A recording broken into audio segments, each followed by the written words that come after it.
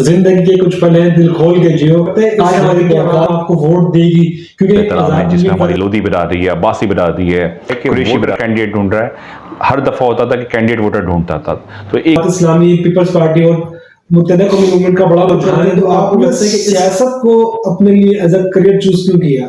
अच्छे लोग सियासत में नहीं आएंगे जब तक बुरे लोग बाहर नहीं जाएंगे। तो मेन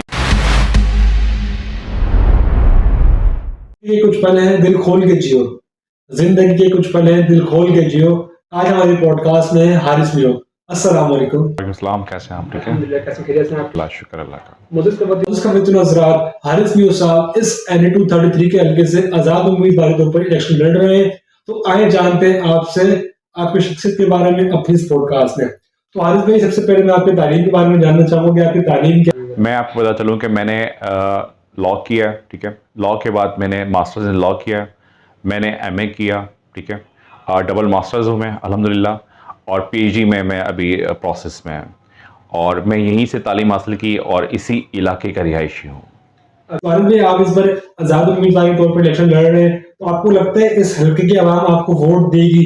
क्योंकि एक आजाद उम्मीदवार के तौर पर इलेक्शन लड़ना बहुत ही मुश्किल होता है। बिल्कुल लगता है। उसकी वजूहत ये हैं, एक तो मेरा जो ताल्लुक़ एक मेयो बिरादरी से, और अल्हम्दुलिल्लाह इस पूरे NA 233 में बहुत बड़ी तादाद में हमारी बिरादरी भी है, और उसके अलावा तमाम बिरादरियाँ जो हमारे लिए काबिल एहतराम हैं, जिसमें हमारी लोधी बिरादरी है, अब्बासी बिरादरी है, कुरैशी बिरादरी है। और यहाँ पे अल्हम्दुलिल्लाह लोगों का रिस्पांस बहुत ज़बरदस्त है। जहाँ मैं गया उन लोगों ने वेलकम किया है।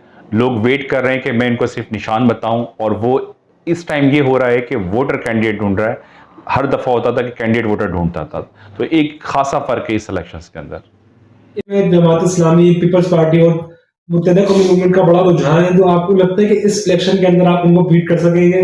लगता है, क्योंकि रीज़न इसकी ये है कि अल्हम्दुलिल्लाह मेरा जो सियासी करियर भी है, और मैं लोग मुझे जानते भी हैं और मेरे साथ हैं। अल्हम्दुलिल्लाह लोगों का रिस्पांस, लोग कॉन्टैक्ट्स कर रहे हैं, जहाँ जा रहे हैं वहाँ मोहब्बत मिल रही है, और इंशाअल्लाह ताला 8 फरवरी को हम ये सीट भी जीत के दिखाएंगे। आप वालिद साहब का बड़ा एक नाम है, आपके वालिद साहब जो है बड़े नामवर शख्सियत है इस हल्के के अंदर। तो आपके वालिद साहब जो है कित से ताल्लुक करते हैं, तो आपने सियासत को अपने लिए एज अ करियर चूज क्यों किया? देखें, अल्हम्दुलिल्लाह मेरे वालिद साहब बहुत टाइम से, आज 40 साल हो गए, एक डॉक्टर भी हैं, और पूरी मेरी फैमिली एक पढ़ी लिखी फैमिली है अल्हम्दुलिल्लाह। और चूज़ यूँ किया सियासत को मैंने, क्योंकि जब अच्छे लोग सियासत में नहीं आएंगे जब तक बुरे लोग बाहर नहीं जाएंगे। तो मेन मकसद ये था कि सियासत में आने का कि यहाँ पे इन होके अपने हल्के की आवाम की खिदमत करना और यहाँ के इश्यूज़ को रिजॉल्व करना। अच्छा हारिस भाई, अगर आप इलेक्शन जीतते हैं तो आपकी अपने इस हल्के के लिए क्या क्या तरजीहात होंगी, क्या क्या आप करना चाहेंगे इस हल्के के लिए? मेरी फर्स्ट प्रायोरिटी होगी इस हल्के के लिए कि यहाँ पे अपनी कॉलेज यूनिवर्सिटी लेवल पे कुछ एक बड़ा कुछ हो। जो हमारी एक यूनिवर्सिटी बनी हुई है, मेडिकल कॉलेज, जो आपका लांडी के अंदर जमानाबाद की साइड पे, वो अभी ताले लगी हुई है। कम से कम अपने नौजवानों को हम तालीम तो दे सकें, कम से कम इनको बता तो सकें, इनके लिए तालीम के रास्ते तो हों, इनके लिए कुछ एजुकेशन की जगहें तो हों, कोई कोर्सेज तो हों। कुछ भी नहीं दे सके हम आज तक। जो बनाया उस पर भी ताले लगे हुए हैं। फर्स्ट प्रायोरिटी मेरी होगी उस मेडिकल कॉलेज को खुलवाना है। अपने यहाँ से डॉक्टर्स, इंजीनियर्स यहाँ से हमने पैदा करने हैं इस कोरंगी से, और हुए भी हैं, पहले भी हुए हैं, आज भी मौजूद हैं पढ़े लिखे नौजवान, जिनको सिर्फ एक रास्ते की ज़रूरत है। अच्छा हारिस भाई, बाजू का ऐसा देखा गया जब भी इलेक्शन होते हैं उससे पहले सियासतदान यही कहते हैं कि मैं आपके लिए ये करूंगा, आपके लिए वो काम करूंगा, वो काम करूंगा, लेकिन बाद में जब वो इलेक्शन जीतते हैं फिर सीट पर आते हैं तो वो कहते हैं हमारे पास फंड नहीं है, हमारे पास इख्तियार नहीं है। तो आपको जो हुक्मरान होंगे उनसे आप इस हल्के के लिए फंड्स ले सकेंगे?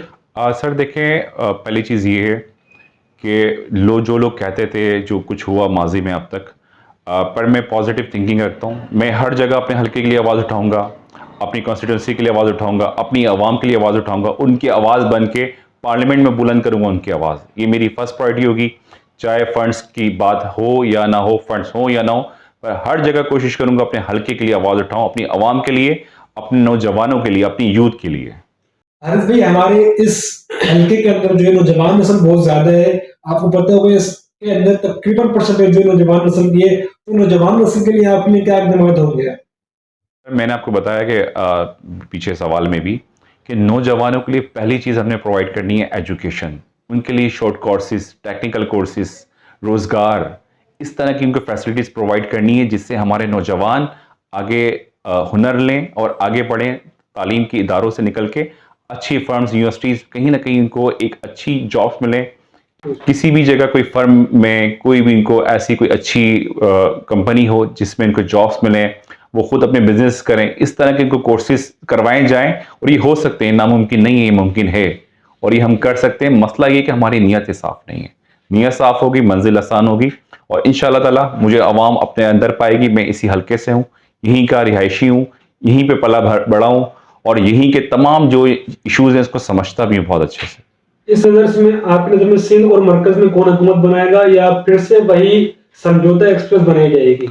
सर, अभी तक जितने सर्वेज भी हैं और ग्राउंड्स रिलेटिव भी है, आज पूरे कोरंगी में कैमरा घूम रहा है और ये कैमरे की आंख, मैं बताता चलूँ, कैमरे की आंख तमाम करप्ट लोगों को देख रही है और इंशाल्लाह ताला इक़्तिदार में आके इसी कैमरे की आंख से जितने लोग इनको बेनकाब करेंगे और इन सब काली भेड़ों को जो इंशाल्लाह निकालेंगे इदारों से, जिन्होंने इस माफिया, इस करप्ट इदारे, जितने भी इदारे हमारे, उसमें बुरा हाल किया हुआ है। तो इंशाल्लाह ताला हम लोग, अल्लाह पाक इज्जत देगा, कैमरे की आंख से इन सबको बेनकाब करेंगे। तो आगे में आपने जो है आगे सवाल की तरफ जानना चाहूंगा, जो हमारी जो जवान नस्ल है उनके लिए आपका क्या पैगाम होगा? अब मेरी अपनी नौजवान नस्लों से ही पैगाम है कि जितने भी यंगस्टर्स हैं कि वो फोकस करें अपनी पढ़ाई पे, अपनी एजुकेशन पे, पढ़ें, आगे बढ़ें और कोशिश करें कि आप लोगों ने दिल लगा के इस मुल्क की खिदमत करनी है। सबसे पहले पाकिस्तान। ताला मुझे उम्मीद है कि 8 फरवरी को तमाम यंगस्टर्स जितने भी हैं पूरे कोरंगी के, लांडी के, वो कैमरे पे वोट डालेंगे इंशाल्लाह ताला और मुझे मुंतखब करेंगे। तो मैं हारिस भाई आपका जो है बहुत खुशखून और अपनी तरफ से अपनी टीम की तरफ से आप हमारे कहने पर आए। ये थे हमारे आज के मेहमान एडिट 233 के आजाद उम्मीदवार के तौर पर इलेक्शन लड़ रहे हैं। तो दीजिएगा हमारे गेस्ट के साथ इजाजत, इंशाल्लाह आपसे मिलेंगे फिर नई पॉडकास्ट में नए मेहमान के साथ। तो तब